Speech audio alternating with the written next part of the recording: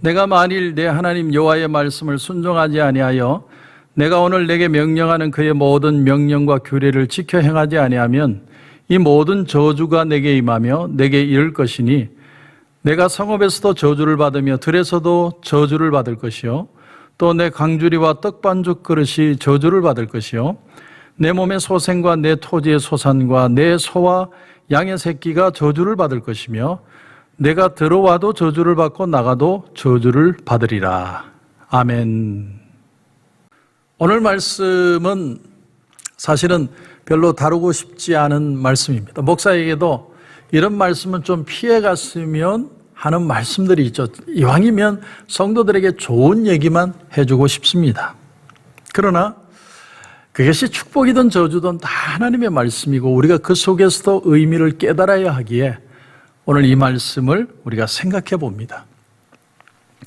2차 세계대전이 끝날 즈음에 이 유럽 연합군이 독일 땅에 들어가면서 그 유대인의 강제 수용소를 발견하게 됐죠. 한두 개가 아니죠. 많은 수용소를 발견하게 됐죠. 수많은 시체들.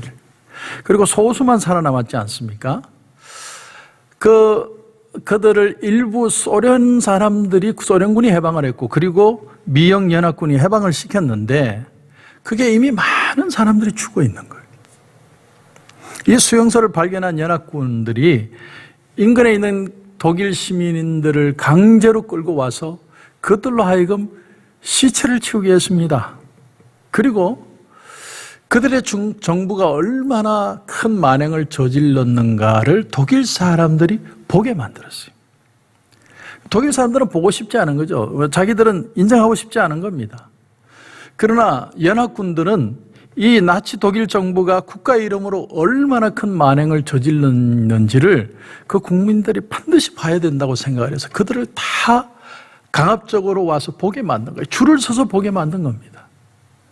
인간이 변질되고 악해지면 얼마나 추악해지는지를 그들 스스로 눈으로 보게 만든 거죠. 깨닫게 만든 겁니다.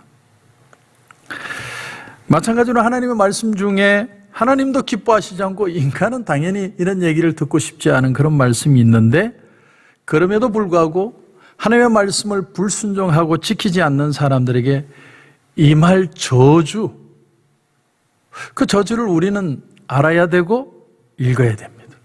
왜? 성경 말씀이니까. 여러분 지금 이 시대에는 정치든 무슨 인간에 대한 것이든 신앙에 대한 것이든 정말 소프트하고 사람들에게 스윗한 말을 하려고 하는 시대예요. 저는 TV를 보면서 한 가지 좀 불만스러운 게 하나가 있는데 요즘 한국 TV를 보면 누구든 다 님을 붙여요. 그냥 씨 누구라고 표현해도 되는 걸 전부 다 님을 다 붙여요. 왜? 조금이라도 지적질 당하고 싶지 않은 거죠. 요즘은 사람들을 건드리면 안 돼요. 건드리면 자기가 망하는 세상이니까 사람들이 그런 말 하기를 힘들어하는 겁니다. 특별히 싫어하는 말 중에 하나가 뭐냐면 지옥이라는 말이에요. 지옥. 사실 이 지옥이라는 말은 믿는 사람들만 힘들어하는 게 아니라 안 믿는 사람들조차도 지옥이라는 말을 듣는 걸 좋아하지 않습니다. 그래서 영어 중에 가장 심한 욕설 중에 하나가 뭡니까?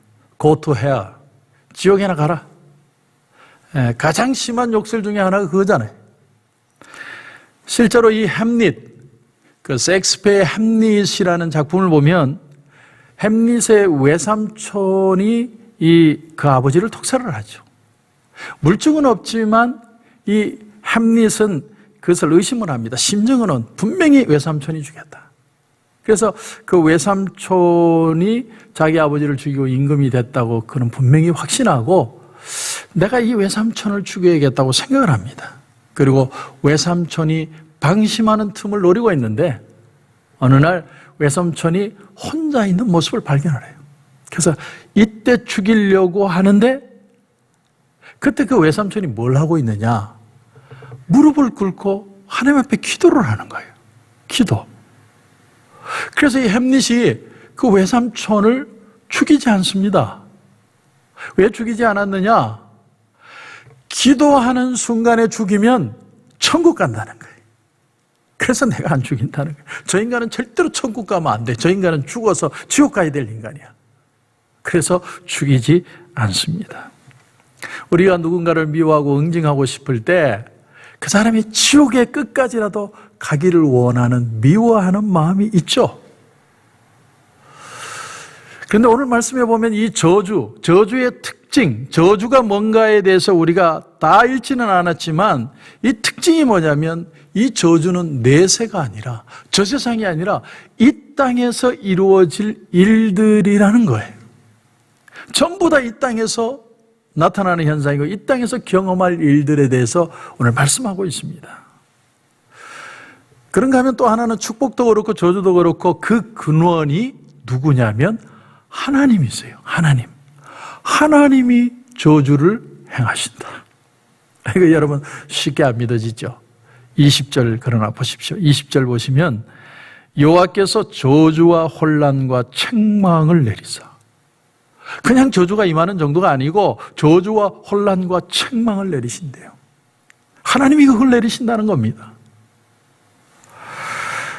이건 우리에게 뭘 하나 시사해 주고 있느냐면 저주는요, 재수가 없어서 받는 게 아니라는 거예요.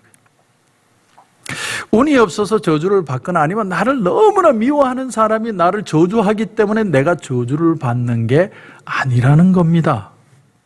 이건 우리를 굉장히 우리의 생각을 클리어하게 만들어요. 아주 단순하게 만듭니다. 결국은 우리가 뭘 하나 여기서 깊이 깨닫게 되냐면 만복의 근원이 하나님이시고 하나님이 나에게 복을 주셔야 그 복이 될 수 있다는 사실과 동시에 이 저주도 하나님의 권한 속에 있기 때문에 가장 중요한 것은 하나님과의 관계를 회복하는 것이 우선순위고 그것이 바로 되면 우리의 삶은 반석 위의 삶이 될 수 있고 다시 하나님의 축복을 경험할 수 있다는 사실입니다. 하나님이 우리를 위하시면 누가 우리를 대적하리요? 그러나 반대로 하나님이 우리를 위하시지 않으면 누가 우리를 도울 수 있겠느냐는 거예요. 그러므로 우리가 어떤 일이 일어났을 때 애매히 고난을 받을 수도 있지만 우리는 내가 하나님 앞에 무엇을 잘못하고 있는가? 내가 하나님 앞에 무엇을 교만하고 있는가? 우린 정말 하나님 앞에 우리의 모습 그대로 서야 될 필요가 있습니다. 이걸 아는 게 우선순위라는 거예요. 왜? 축복과 저주가 다 하나님의 손안에 있기 때문에.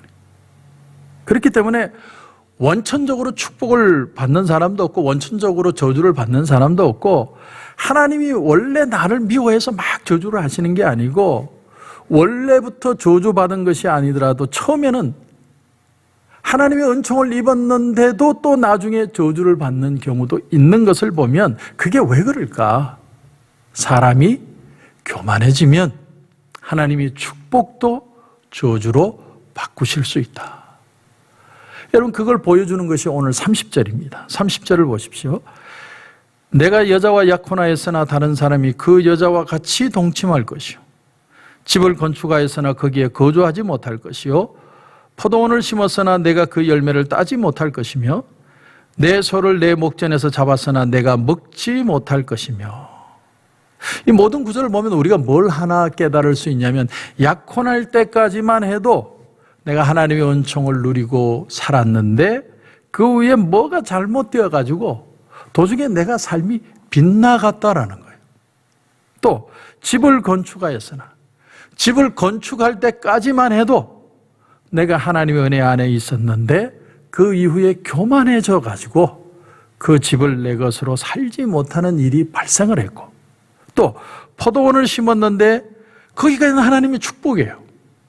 그런데 열매를 따먹기 전에 내 삶이 그만 하나님 앞에 무언가 잘못되어 가기 시작할 때 강팍해질 때 그 열매를 내가 먹지 못하는 이 모든 것이 우리에게 도전하는 내용이 뭐냐면 저주와 같이 불운하고 불행한 그런 여건이라도 그 사람이 믿음을 가지고 깨닫고 하나님 앞에 기도하고 다시 서기 시작하면 하나님은 언제든지 우리를 복된 삶으로 바꿀 수 있다는 것이고 원래부터 복을 받았던 사람이고 원래부터 좋은 환경에 시작한 사람도 도중에 그릇된 길을 가면 도중에 교만해지면 그가 포도원을 심었지만 포도 열매를 먹지 못하고 집을 지었지만 그 집에 살지 못하는 결과가 나올 수 있다는 거예요. 결국 가장 중요한 건 뭐냐면 지금 내가 어떻게 하느냐 하는 거예요. 그게 가장 중요한 겁니다. 고린도후서 5장 17절 말씀에 그런즉 누구든지 그리스도 안에 있으면 새로운 피조물이라 이전 것은 지나갔으니 보라 새 것이 되었도다. 내가 원래 어떤 사람이든 과거는 어떻든 간에 지금 그리스도 안에 있다는 사실이 중요하다는 거예요. 그게 과거를 캔슬할 수 있고 과거에서 자유할 수 있고 어둠에서 회복될 수 있고 지금 내가 그리스도 안에 있기만 하면 이전 것은 지나갔으니 보라 새 것이 되었도다. 그 주님의 은혜와 회복을 경험할 수 있는 것이죠. 오늘 이 본문 말씀은 그러므로 우리는 하나님의 무슨 엄포로 봐서는 안 되고 또 무시해서도 안 되고 외면해서도 안 되고 부끄러워해서도 안 됩니다.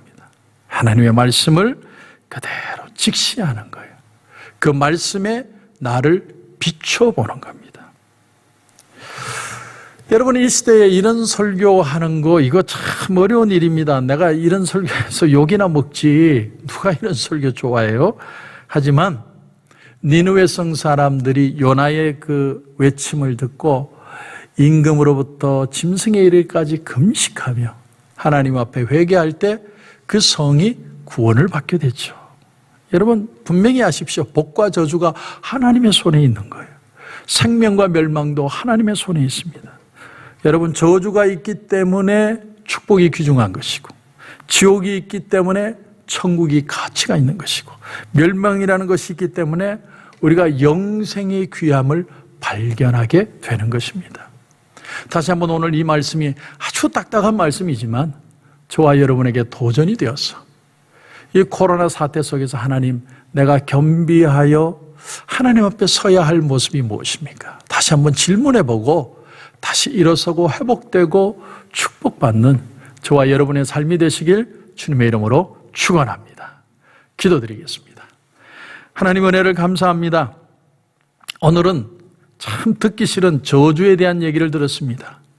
그러나 한 가지 분명한 사실은 저주는 내가 이 세상 살다가 어쩔 수 없이 아무 생각 없이 받는 내용이 아니라 축복과 저주가 하나님의 손에 있고 우리의 삶의 상태가 하나님과의 관계가 가장 큰 영향력이라는 것을 깨닫게 되었습니다.